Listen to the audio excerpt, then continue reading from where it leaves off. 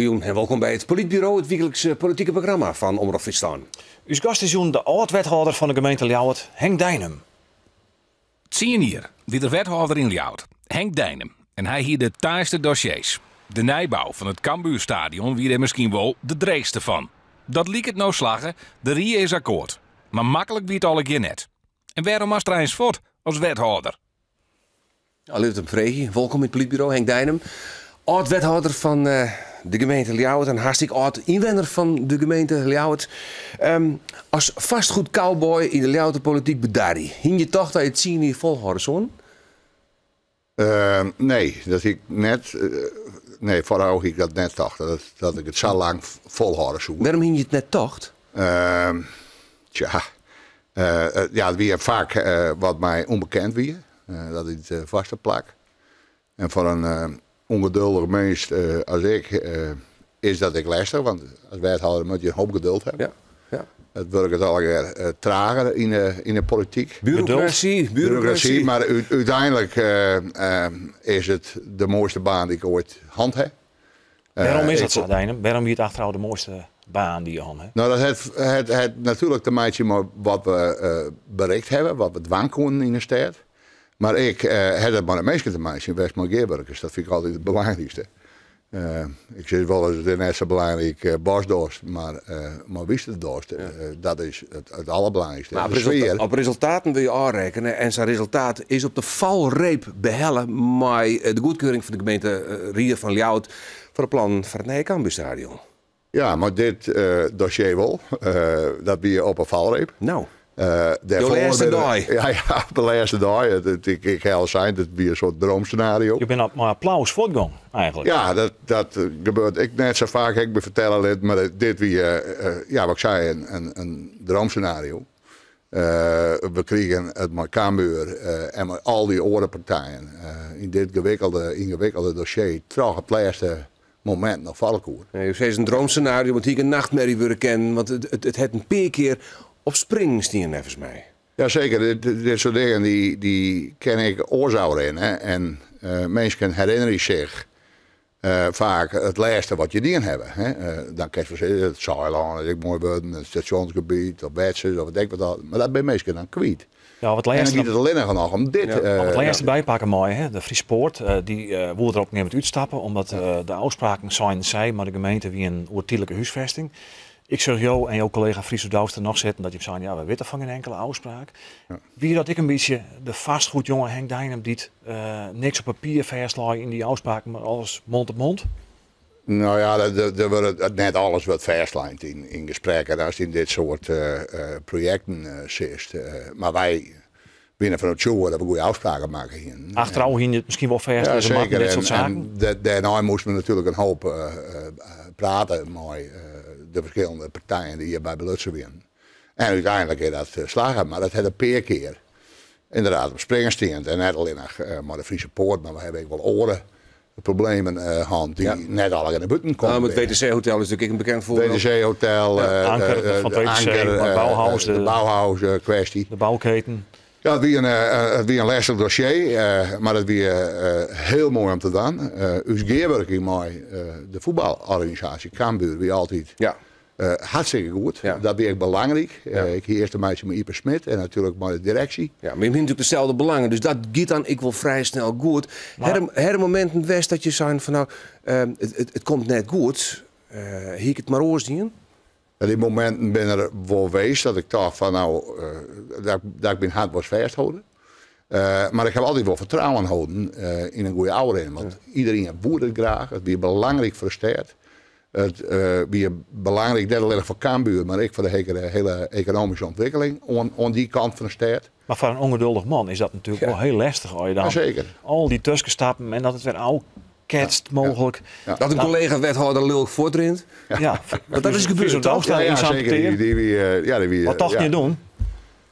Nou ja, hoe krijgen we het weer goed? Het tegenaan. Wat moet er gebeuren om partijen weer op een sporen te krijgen? Maar is net apart dat een ongeduldig man als Henk Dijnem dat die de verzwaring maakt dat de partijen weer bij elkaar komen? Wil het eigenlijk volle logische west hier dat hij zit en weer dat jou leuk voor doen? Ja, dat hebben we op mensen zijn, maar in dit geval weer even een oorsband. Dat gebeurt meestal Dat ik nou ja, wat meer pit liet of zo wat.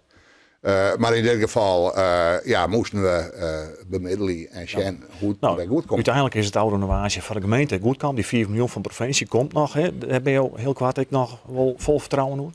Nou ja, we hebben altijd een hele goede repeteren, maar zowel ambtelijk als bestuurlijk bij de provincie gehad.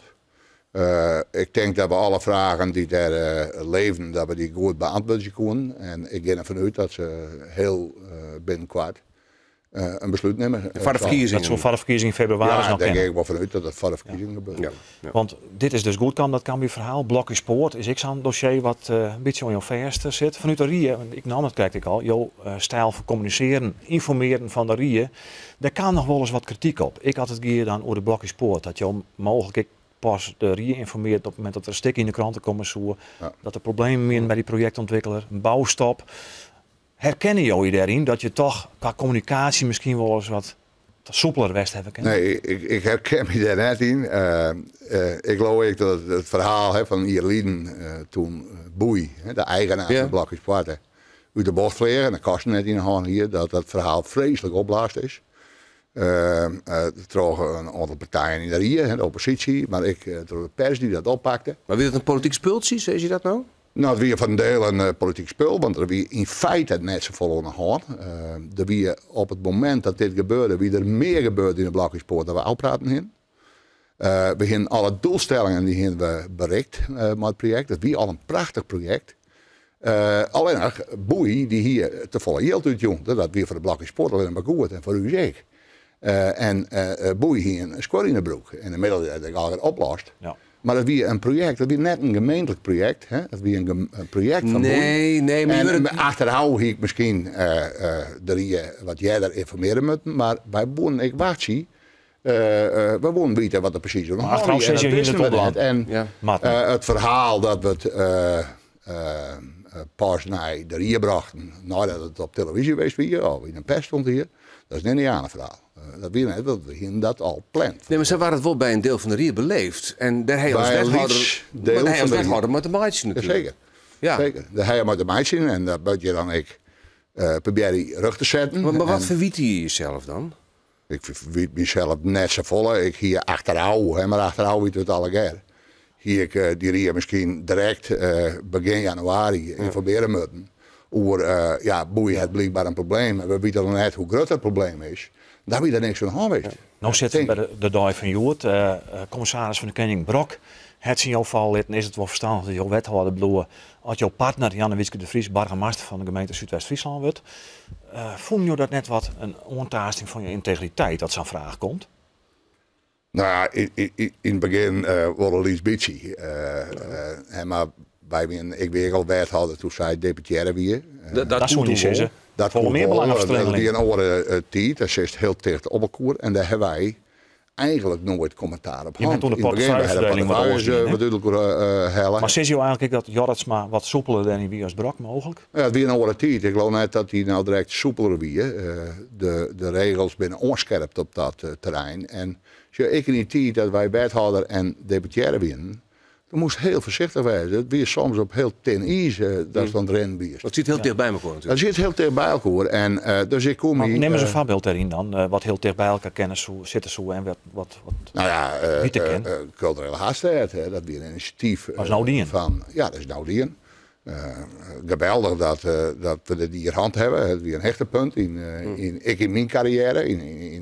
Maar zie je eigenlijk maar het feit dat ik wethouder wie en mijn partner deputaire wie eigenlijk volle potentieel riskanter als mijn wethouderskip en dat mijn partner burgemeester van Zuidwest-Friesland is? Nou ja, riskanter. Ik geloof dat als burgemeester nog meer in een glazen huis zit. Maar zit hij boven de partijen? Nee, maar ik net. Hè. In dit geval als wethouder. Dus toch nee, maar zij wel? Ja, zij zit boven de partijen. En, dus wat is het probleem, zoek ze? Ja, daar kan slagen over twisten. Daar ben de geleden dat ik net door eens. Maar ik heb zijn van, ik wil in dit geval Jan Witske net voor de voeten rennen. En ik snap dat er in ieder geval de schijn dat snap ik. Dat is echte liefde, zeg ik dan maar. Maar dan denk ik tegelijkertijd wel. dan ben je 62 hier. Ben je meer dan 10 hier wethouder geweest. Als ik 62 was, dan zou ik zelf dat moment bepalen willen. Dan wil ik net dat een commissaris of waar ik het van mij bepaalt. Ja, dat zie ik lauwerhand. Maar achteraf, ik had zien een prachtige herenhand. In de stad, in een periode waarin Lauwert een soort metamorfose maken had. Sommigen hebben wel een renaissance van Lauwert. En spiet het daar naar voort, maat eigenlijk? Wat Nou, als je bij een nou? zesde hand, bij een culturele haasttijdhand. Mijn moeilijkste dossier is goed dat een eindbracht. Ik het Blokhuis Poort dossier is goed afsluiten. De eerste baltraapje als wethouder in het Cambuurstadion, dat zie ik jou ook wel gunt. Nou ja, misschien ik dat nog wel waar, wie weet. Dat ging je zelf ook wel gunt waarschijnlijk. Dat is mooi, maar ik heb een geweldig goede opvolger. Die Einde Haan is prima, die jongen, die schopt het dan 4. En misschien die bal ik nog wel een keer in het doel. En misschien die bal ik nog wel een keer in het doel. Laten we eens even zien hoe het uw cartoonist Gerco van Beek naar uw gast Henk Dijnem zoen heeft.